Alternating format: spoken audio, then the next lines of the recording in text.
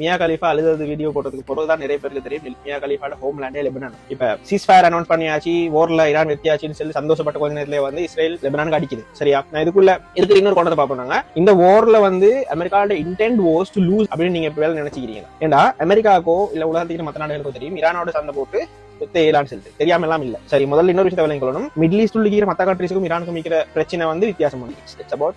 அதுக்குள்ள நான் டீப்பா போக விரும்பல, நான் டீப்பா பேசினா எனக்கு சவுதியில மிக்க பெற்றோம்.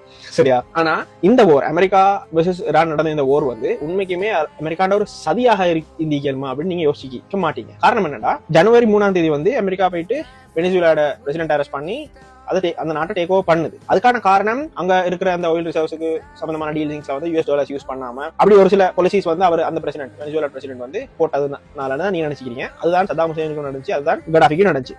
ஆனா அதுல இருக்கிற இன்னொரு சைடு என்னடா, அமெரிக்கா வெனிசுவேலா டேக் ஓவர் பண்ணிச்சு அப்படின்ட்டா அதுல இருக்கிற பெனிஃபிட் என்னடா, வெனிசுவேலா தான் இப்போ உலகத்துக்கு ஆக கூடுதலான ஆயில் ரிசர்வ்ஸ் இருக்குது. கிட்டத்தட்ட 303 மில்லியன் பேரல்ஸ். அந்த அளவுக்கு வேறொரு நாட்டிலும் இல்லை. தனியே ஒரு நாட்டுக்கிட்டே இருக்கிற ஆக கூடுதலான ரிசர்வ்ஸ் வெனிசுவேலா. ஜனவரி 3 அதை டேக் ஓவர் பண்ணிட்டு பிப்ரவரி 28 இங்கெல்லாம் ஒரு ஸ்டார்ட் பண்றாரு.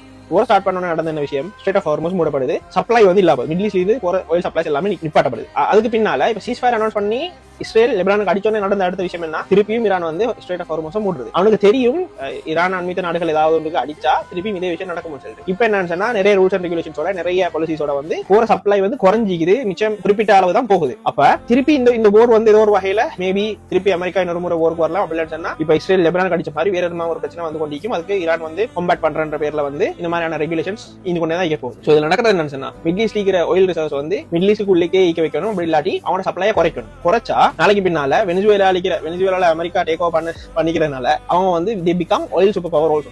ஆயிலுக்கு அவங்க பவர் ஆகுது. இதுவரை நாள்லயும் இல்லாம இருந்த ஒரு விஷயம் என்னன்னு சொன்னா, அமெரிக்கா எவ்வளவு பெரிய சூப்பர் பவர்னு அவங்க சொல்லி கொண்டு இருந்தாலும் ஆயிலுக்காக வேண்டி மிடில் ஈஸ்ட் தான் நாடு வருவாங்க. ஆனா இனிமே அப்படியான சிச்சுவேஷன் நிக்காது. ஏன்னா வெனிசுவேலால அந்த ரிசர்வ் சீக்குதுன்றதுனால. நல்லா யோசிச்சு பாருங்க, maybe they wanted to lose this war and that would have been their intent from day one.